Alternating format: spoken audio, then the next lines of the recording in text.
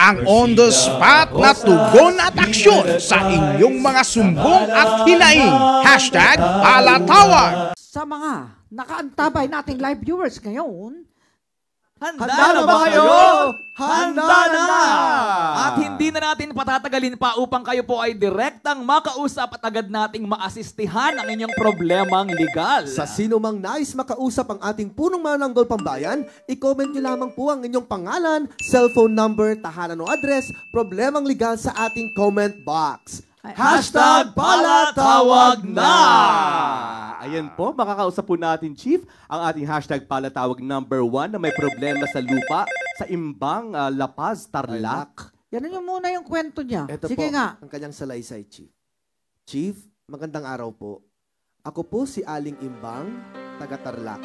Humihingi po ako ng tulong sa inyo para maliwanagan po kami sa kaso na kinakaharap namin ngayon patungkol sa lupa na ipinamigay po ng Pangulong Marcos noong panahon niya. Nais po namin malaman kung paano po ang dapat namin gawin. Kasi po, baka mapaalis na kami sa lupang ito at mawalan na po kami ng tirahan. 10 ang aking pamilya at kapatid.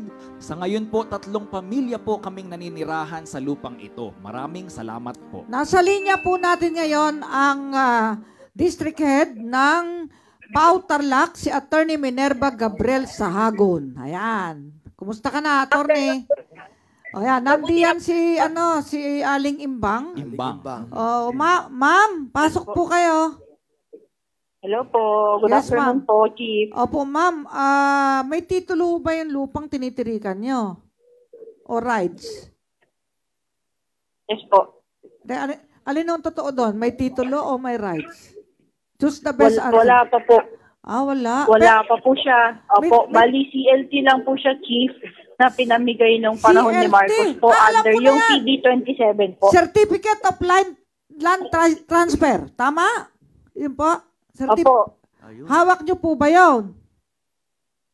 Hello po. Hawak nyo po. May kopya po kayo. Yung CLT. Hello po. Yes, Opo, ma'am. nandito po sa amin po. Ganito, Opo. ma'am, kasi ayokong mag-discuss masyado at baka may mga merits tayo matamaan, pero meron talagang CLT nung araw na pinamahagi po ang ating dating Pangulo, Ferdinand Marcos Sr.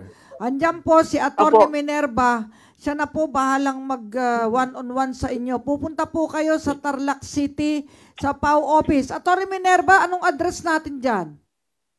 Opo. Nandito po kami, Chief, sa second floor po ng Tarlac Port Building, San Vicente, Tarlac City. Tapat po kami ng Red Cross and malapit po kami sa Tarlac Capitol Building. Yun, ang ganda pala ni Atty. Minerva. Opo. Ayan, Opo. Atty. Alam Minerva. ko po yung location Punta po. ka doon, dali mo yung papeles mo para ma-evaluate at makikipag-coordinate din kayo sa DAR. Usually, DAR ang may mga kopya niyan eh. Ha? Department of Opo, Agrarian meron po. Reform. Okay, ha?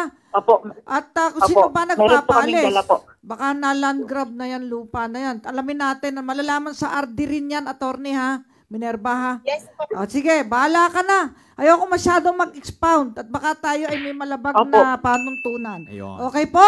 Punta Tama tayo po, sa opo. susunod. Ma'am, Sige po, bye-bye po. maraming salamat Thank po, you, Chief. See you po. Maraming salamat Thank po. you.